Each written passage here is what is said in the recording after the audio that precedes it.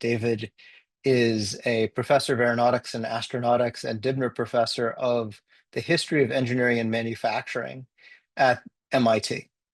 David has spent more than 3 decades researching the myriad relationships between people and machines and innovating to improve them. He served as MIT department head and has led or contributed to more than 25 oceanographic expeditions and is an inventor on 34 patents for autonomous aircraft, precision navigation, and human robotic collaboration. He is the author of 6, now 7 books, which I won't go through and name. And he's an associate fellow of the American Institute of Aeronautics and Astronautics, a senior member of the IEEE. He is the co-founder and executive chairman of Humanix Corporation and a partner of Unless, which is a venture firm revitalizing U.S. industry around decarbonization and equitable work. And I can speak on my own behalf that Unless Partners does all sorts of interesting things, which is how I originally met him. So with that, David, the floor is yours. And thank you for joining us. Thanks, Michael. Thanks for the invitation. I think since Michael and I got to know each other in the last couple of years, we clearly share this deep interest in engineering and also in the current world and politics and history and other things. And it sounds like many of the folks here do too as well. So it's happy to meet with a receptive audience. So the title of my talk today is the title of my latest book, The New Lunar Society, an Enlightenment Guide to the Next Industrial Revolution. And it's actually a particularly timely moment to be giving this talk because much of my thinking and inspiration on the topic of the industrial enlightenment, and actually the first endorsement on the back of the book comes from my friend and colleague Joel Mokyr.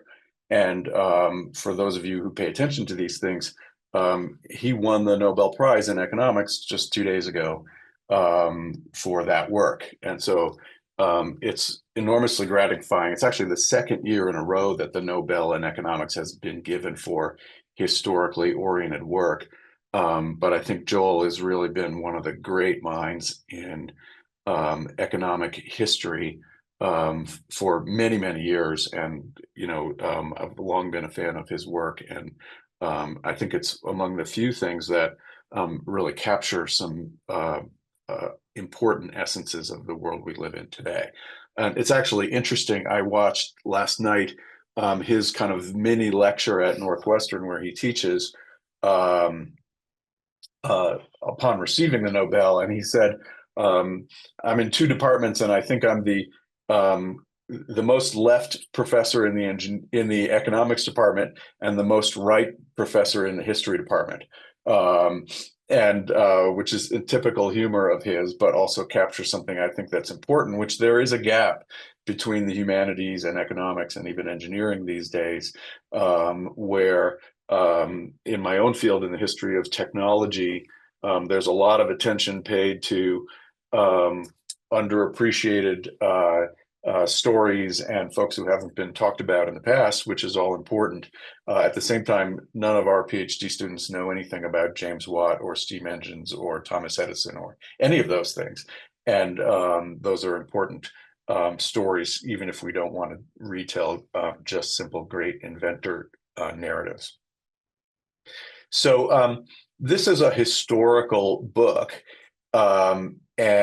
But it's also about a great deal going on today in an era of pandemics, climate change, political instability, global realignments, all while we're poised on the cusp of an era with novel approaches to work and knowledge and intelligence. And people often ask me if I wrote this book during the pandemic, which I didn't. I wrote it after the pandemic because I was really struck by the ways that some of the fundamental outlines of work which had been developed in the industrial world for a century or two were being rewritten. And then AI came on the scene in a big way. I also think about this story as a steampunk fairy tale, but one that actually happened. It's not a book about policy per se, although it points to a great deal of policy. And it's not full of statistics and graphs. It's about individual people who innovate in industrial systems, both in the 18th century and today. Um, and I'll read a little bit about what it is about. Um, it's a book about the human dimensions of industrial improvement. It's about people who pursue that improvement like musicians play music because it's a form of self-expression and they cannot do otherwise. This book is about the interconnectedness of work, industry, culture, individual action, and collaboration. It's about the relationship between thinking and doing, and the relationship between the world of ideas and the world of things. It's about class conflict, hot metal, linseed oil, pinched fingers, AI, and pistons sealed with dung.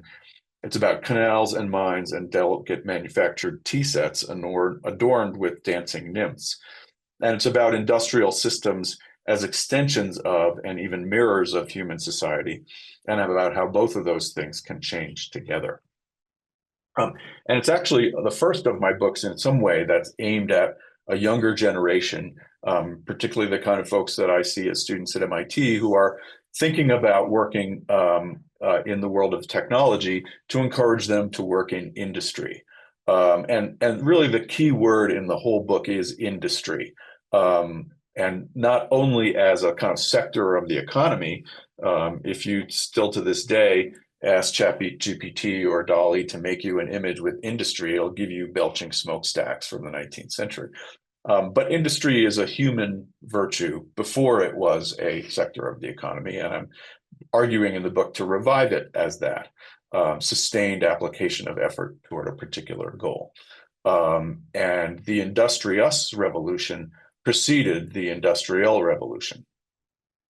The book is also about manufacturing and industry as a basis for American democracy. This book came out last winter. I didn't know who would win the election when I wrote the book, although I knew I wouldn't know who won the election. Although manufacturing and industry are actually of bipartisan interest in Washington, maybe the only thing of bipartisan interest in Washington, although obviously there's great disagreement about what kinds of policies the state should enact to promote them. The book is also very much about process innovation and product innovation, and I'll talk a little bit about that. When you look at this image, most people will see something that looks like a gentleman's outfit from the 18th century or even the colonial period in the United States, and that's not an inaccurate impression. But when I look at this image, I see manufacturing. You see the stockings very likely made on an Arkwright stocking frame, but I also would call your attention to the belt buckles here, both on the shoes and on the hat, the sword and its hilt, and the buttons. And very likely, all of those things were made in the toy industry in Birmingham, in England. This happens to be an English costume. And very likely they were made by this man, Matthew Boulton. And Boulton was a kind of premium manufacturer of toys, but toys was not the word we think of today as Toys R Us for children. Toy was a word that was used to refer to kind of small, inexpensive metal products. Low capital required to make them, very modest requirements to ship them. And Birmingham in general was a leader in the toy industry in the early 18th century. And Matthew Boulton in particular was a leader in that manufacturing and in innovating prior to steam in the ways that manufacturing was organized. And I find Boulton a particularly interesting character, and I'll read a little bit about him here. Few can claim, as Matthew Boulton could, to have been present at the founding moments of the Industrial Revolution, to have instigated key elements, and to have imagined much of it in advance. He was engaging, social, and matter-of-fact. He possessed high technical skill in his trades and the humility to know when excellence had come to him. His curiosity both begat the Lunar Society, which I'll describe in a moment, and enabled him to see the future of industry. He had entrepreneurial drive coupled with a lack of pretension, which gave him an eye for fashion and ability to sell his products to the social aspirations of consumers. He dressed kings and queens and helped common people dress like royalty. Bolton became wealthy through business and marriage, but he never tired of industry, science, and experimentation. A better entrepreneur than a capitalist, Bolton ultimately compromised the scale of his fortune through expansive and expensive intellectual and business adventures. But perhaps more important to him, he led an interesting life, a nexus of enlightenment, charisma, industry, and power. And the story I'm going to tell actually happens, again, it's actually kind of crucial, not in London, in the middle of the 18th century, which would be enjoying at the end of the 7 Years' War, in some ways the height of the British Empire.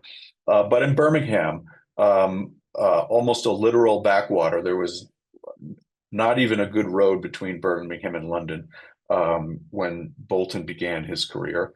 And it's crucial that these intellectuals of the Industrial Enlightenment were in this kind of provincial periphery. And Birmingham's a fascinating place. It gave us, among other things, in the modern world, J.R.R. Tolkien and Robert Plant from Led Zeppelin, as well as all of the early bands who became known in the genre of what is called heavy metal. Not a surprise that it came out of Birmingham. Most of the Spitfires manufactured during World War II were made in Birmingham, as was this sword hilt, which was actually a collaboration between Bolton and Josiah Wedgwood. And the book is focused on a group that Bolton and his friends organized in the 1760s to about the end of the century, who called themselves the Lunar Society. And they met often at Bolton's house in this particular room. Actually, the house is still there. I visited there in April, or a year ago, last April. The room where many of the dinners was held is still there. You can go see it. And the Lunar Society never had any particular membership list. It was not an official anything, which I also really like about it. It was simply a group of friends who got together to discuss the scientific ideas of the Enlightenment and other philosophical ideas, but then to explicitly apply them to industrial pursuits. And on the one hand, much of the Lunar Society's work has been well known over the years by historians, but less well known is the importance of the Lunar Society in instigating these key aspects of industrial history. The society actually began with Bolton and his friend Erasmus Darwin, Charles Darwin's grandfather, and they were kind of contemporary young men on their way up in their early 30s, and became big fans of Benjamin Franklin, who was at the time certainly the most well-known American scientist in Europe because of his electrical work, and probably the most famous American in Europe. And Franklin actually visited them in Birmingham. They did a bunch of electrical experiments together, and they were so inspired by him that they began meeting with this group to both continue their experiments and talk about the applications. Over the years, members of the Lunar Society included James Hutton, who founded the modern science of geology, Joseph Wright, who painted probably any famous painting you ever associate with the Enlightenment. Joseph Priestley was a key member I'll talk more about later, and almost a who's who of both the English and Scottish Enlightenments during these years. And I want to say a little bit about how they got started, and it's a very interesting connection again to American history.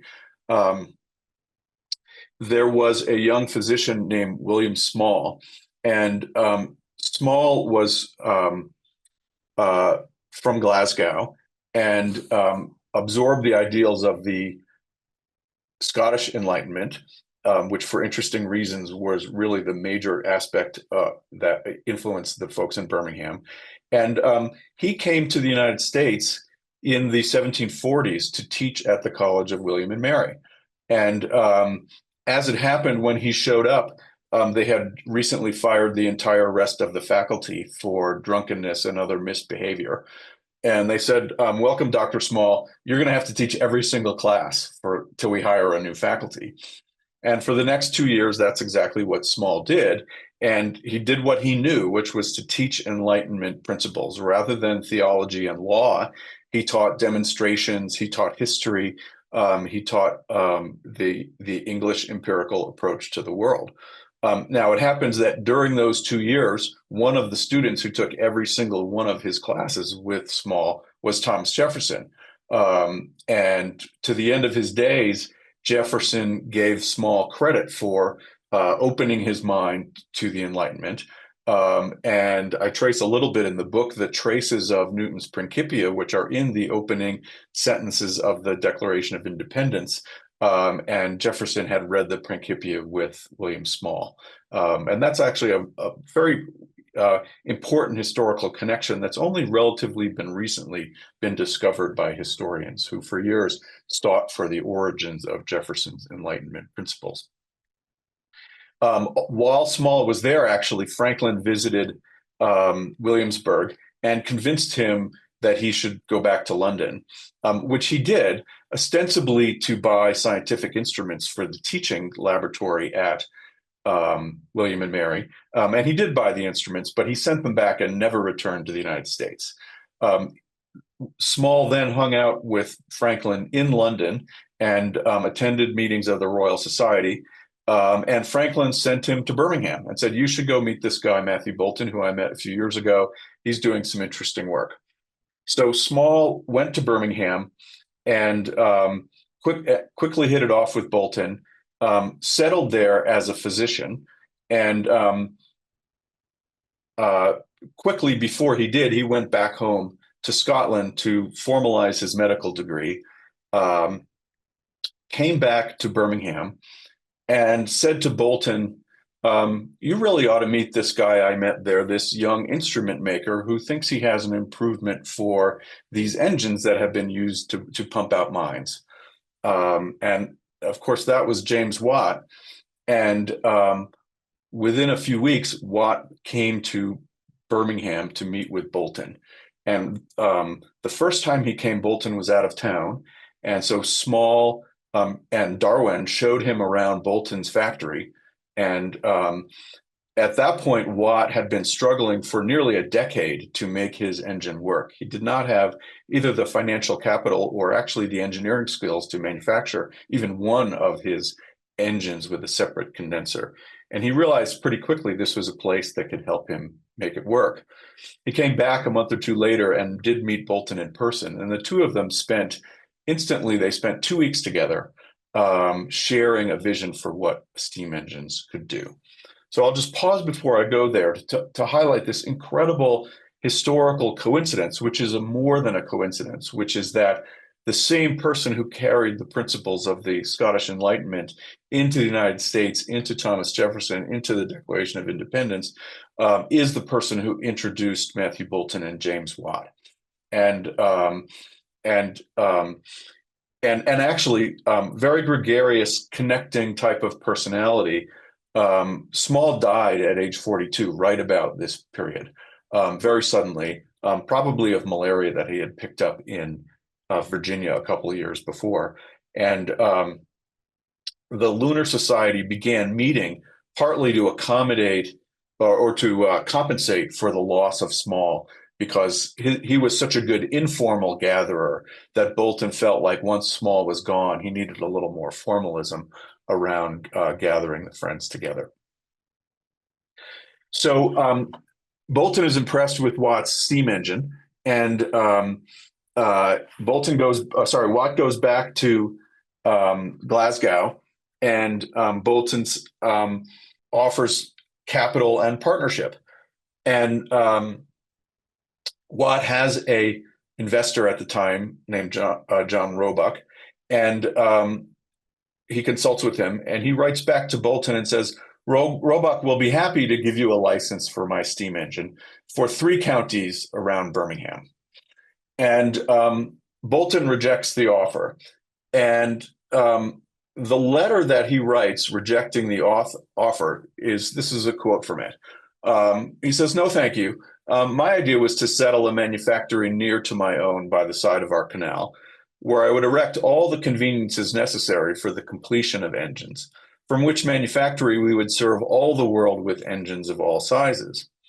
By these means and your assistance, we could engage and instruct some excellent workmen with more excellent tools than could be any man's while to procure on his own, execute the invention 20% cheaper, with a great difference as accuracy as there is between the blacksmith and the mathematical instrument maker. Thank you very much. Not interested. I only want to make these engines for the whole world." And I think this letter, in fact, even this particular paragraph in this letter, you could say is the founding document of the Industrial Revolution.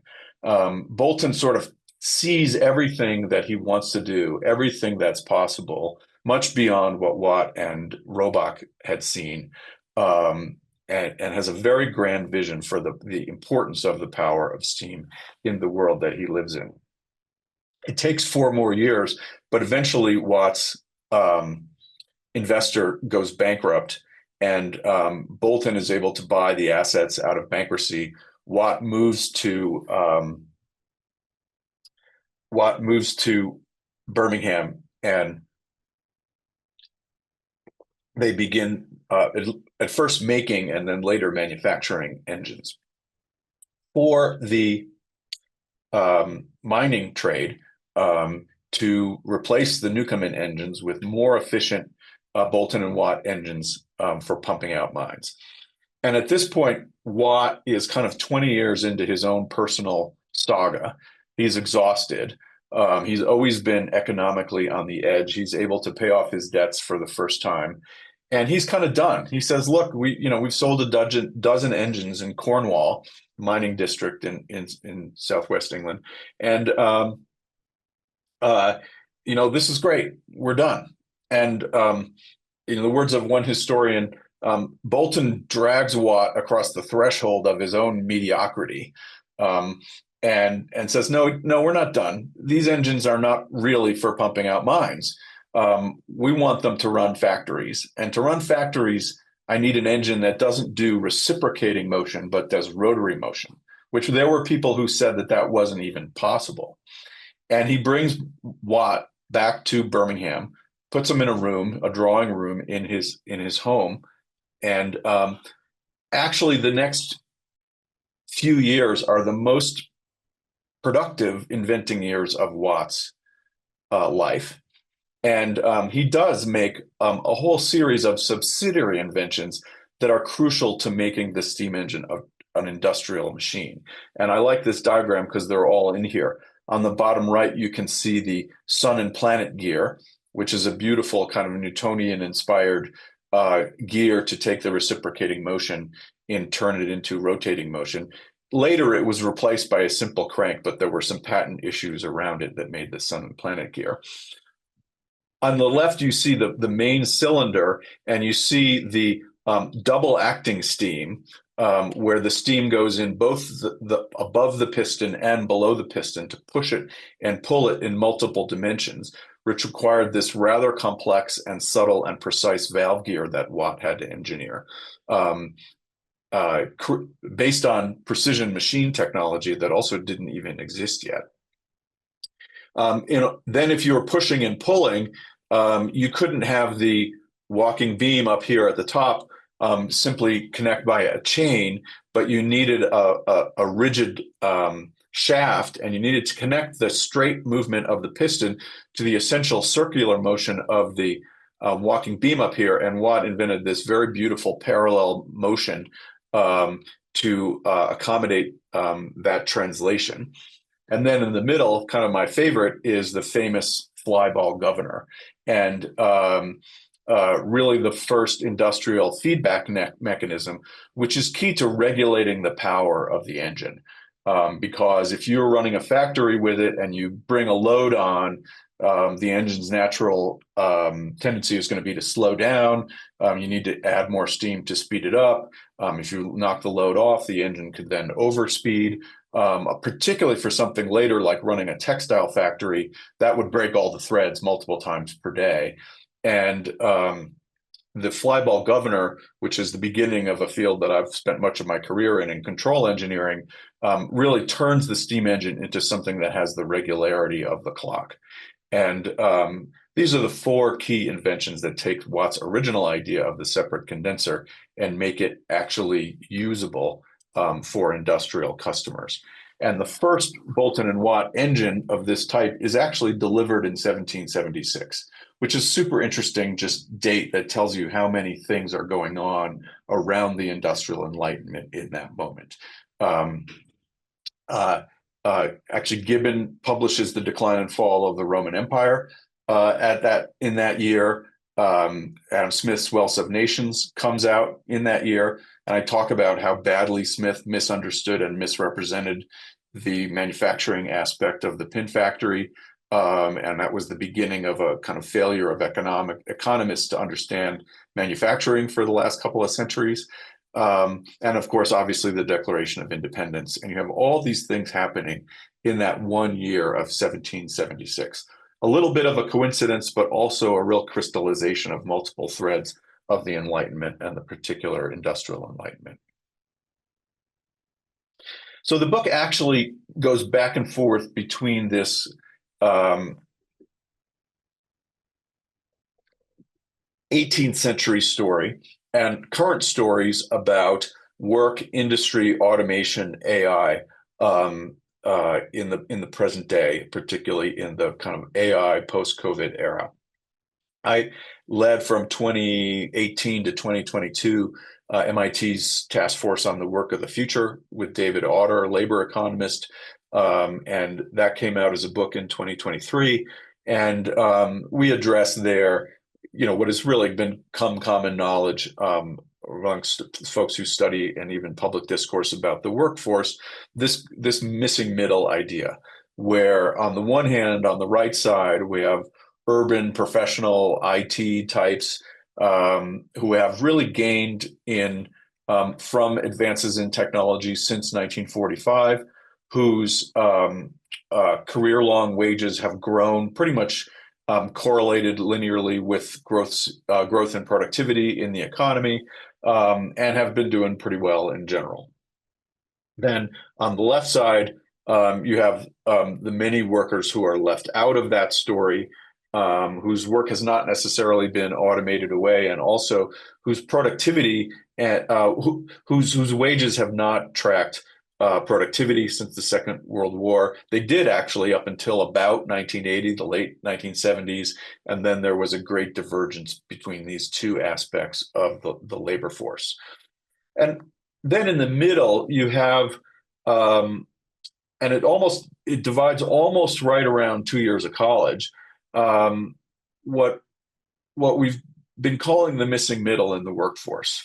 The trades, folks who work in operations and production, skilled technicians, even think about office administrators whose lives have been automated or jobs have been automated away by what we think of today as simple technologies like Microsoft Word or spreadsheets or all those things that many of us use every day without administrative assistance. So this is a pretty well understood problem, and one that we addressed in our future of work studies.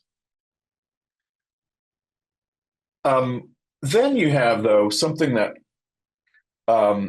is usually portrayed from left to right, and that is technology readiness levels. And I've switched this graph around here because to switch it around, you see how it maps onto the labor force. On the right, you have basic research and work that goes on in universities. And then as technologies sort of advance in their maturation, moving toward industry, they kind of move to the left. And Michael, I know himself, has done a lot of this kind of work, bringing university-based research into companies. And then all the way over on the left, you may have routine commercialization, but there's a well-known valley of death in the middle. And anyone who's been involved with startups knows how difficult it is to get these great ideas into scaled adoption and deployment. And all I've done with this graph is flipped it around just graphically, no change in the content. But it really maps amazingly onto the workforce problem. And one aspect of that is who are the folks in big companies who are responsible for adopting and deploying new technologies? Well, they're often these folks who are in this missing middle. I use the phrase master chiefs because I used to go to sea with the Navy all the time, and the master chiefs were the senior enlisted people who really knew how the ship ran, as opposed to the kind of novice college boys who are the officers. But every factory has these master chief types who are these senior hourly experts, probably not engineering trained, but very much often responsible for adopting new technology in. And so I talk in the book about the ways that the missing middle in the labor force is actually exacerbating the challenges of adopting new technology in this country. And I think other countries, particularly China, seem to be much better at rapidly adopting new technology, new forms of automation in manufacturing settings. One of those Master Chief type people is actually also was a member of the Lunar Society and is a great example of what people can do who live in that middle place. He happens to be Charles Darwin's other grandfather, and is Josiah Wedgwood. And you may well be familiar with Wedgwood pottery. My parents were married in 1958, and they received Wedgwood pottery for their wedding. And for years, it was known as this sort of classic English expression of English style, maybe a little stodgy today. It's actually owned by a Chinese company today. But for many years, it was a classic English manufacturing company. Wedgwood was remarkable, started very much at the bottom of the ranks in a very poor, very low quality English pottery industry in the 1840s and 50s. Actually was crippled by smallpox, and so he couldn't actually do the work of a potter anymore, not on a regular basis, and became interested in other aspects of the business, particularly design and marketing, and then later manufacturing, and ended up making a famous service for Queen Charlotte, the young newly married wife of King George III. That made him famous, put him on the map. He became known as the Queen's Potter, and then he began selling cheap versions of the Queen's pottery to mass market middle class in England. And this was a time where people said, you can't compete with the Chinese in pottery. We're importing all this very high quality porcelain, and they've been making it for generations. How can you possibly make English pottery to compete? And partly because he was close to his market and close to his customers, and partly because he engaged with the Lunar Society members, including Priestley, quite closely, and studied geology, recovered mineral samples from the canals that were being dug by Bolton and Watt and others, and innovated in the actual process of pottery making. And I talk in the book about just some really interesting similarities between the pottery business as Wedgwood understood it and the semiconductor business today. Because making pottery is actually very similar to making semiconductors. It's a kind of progressive, precise heating process with a lot of subtle chemical interactions along the way. And within a generation, Wedgwood had made not only a factory, not only a business, but also a workforce that outcompeted the Chinese at their own game of making porcelain. It's really a very interesting story, very relevant for today.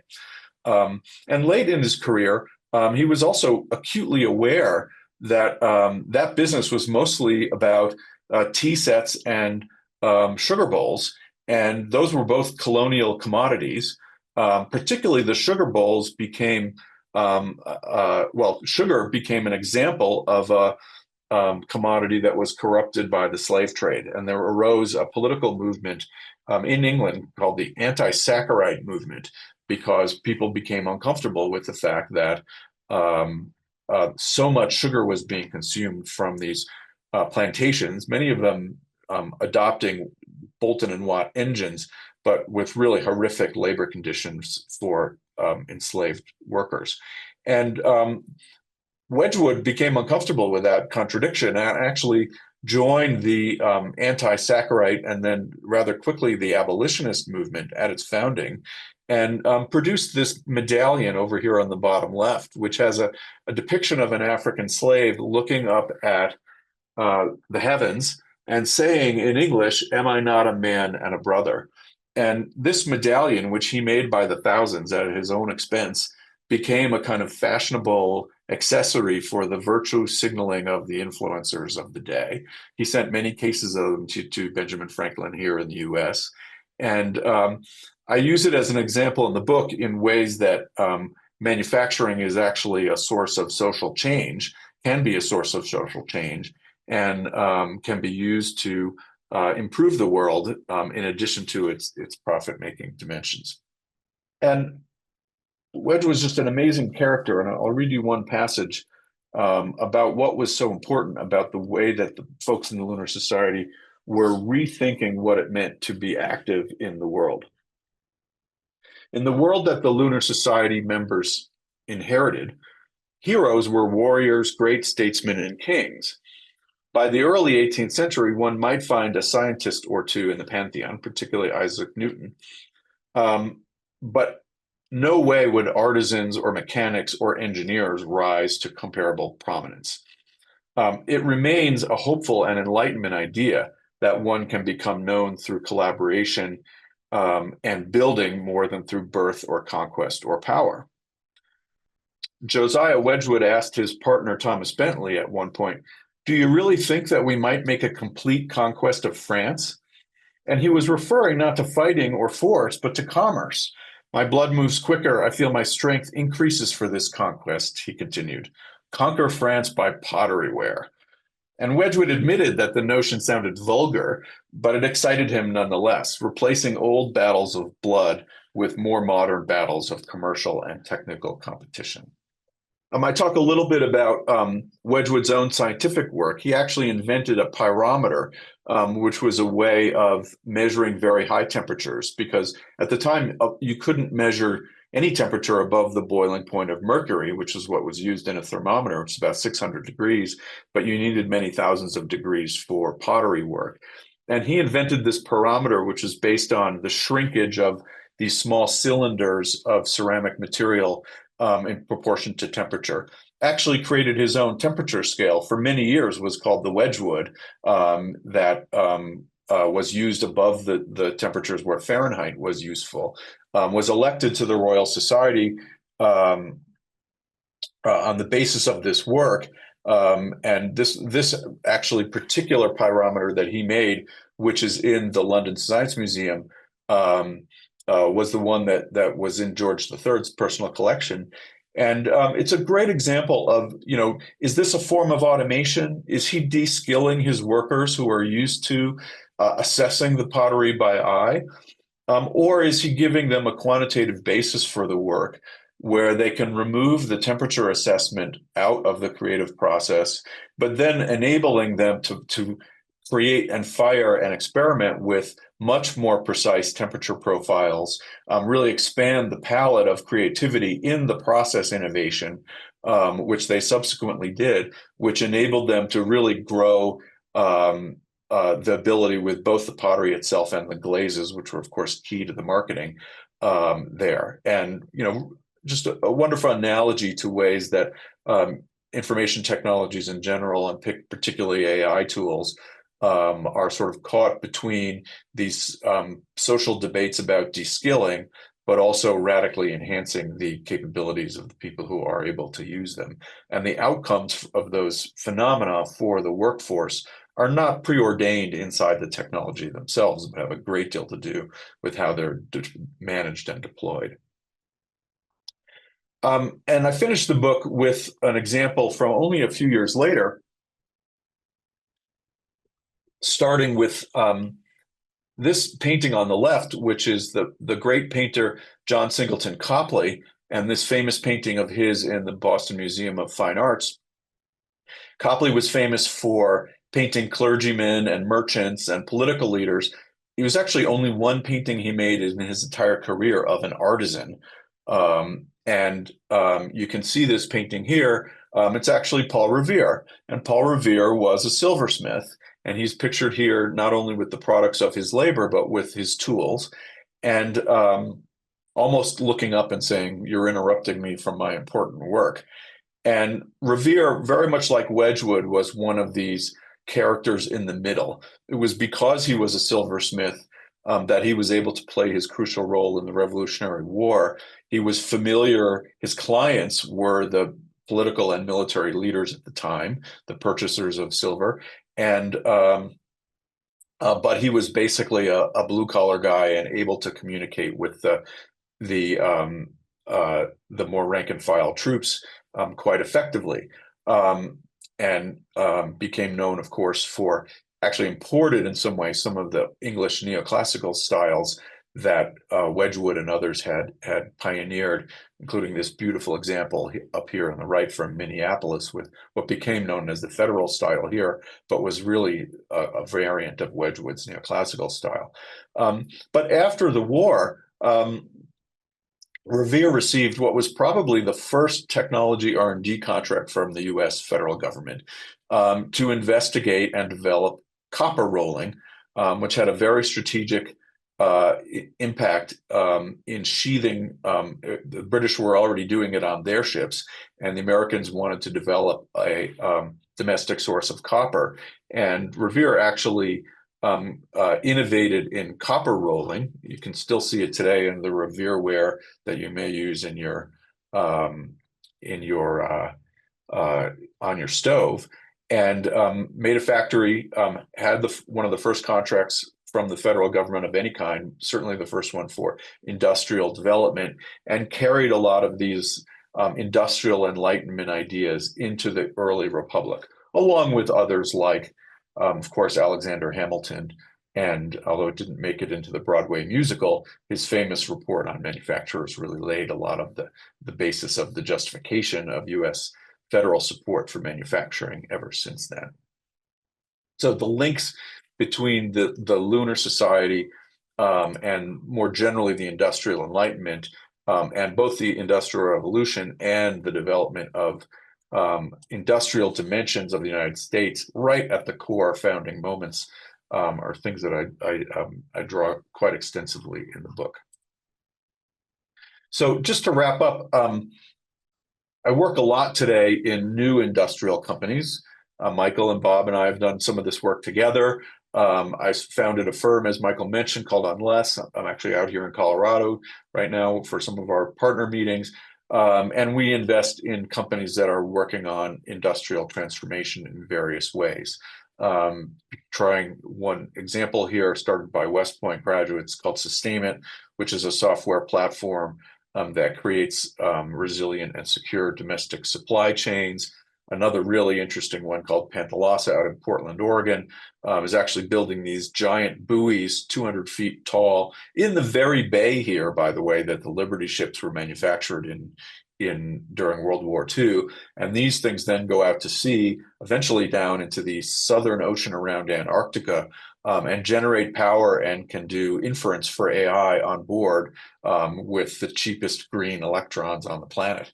Really interesting development, merging a lot of the needs for green power and AI in today's world. And these are just two of many examples of aspects of a new industrialism that I describe in the book. And I'll read you a little bit about what are some of the principles that we can draw from the Lunar Society for a new industrialism. Marry product innovation to process innovation. Avoid utopian innovation speak. Think in systems. Emphasize adoption. Design for resilience and flexibility. Get excited about maintenance and repair. Value knowledge at every level of work. See human intelligence embodied in every product and system. And then finally, form your own lunar societies to collaborate and explore. So what I'm really trying to do here is come up with a way to talk about, and the subtitle of the book is guideline an Enlightenment guide to the next industrial revolution. How can we talk about industrial transformation in ways that are realistic and human-centered and optimistic and forward-looking, but not utopian, and taking into account many of the real vagaries of the world that we live in, and looking forward to industry, both as a human virtue and as a sector of the economy, as the way that we are going to feed and clothe and power ourselves into the next generation.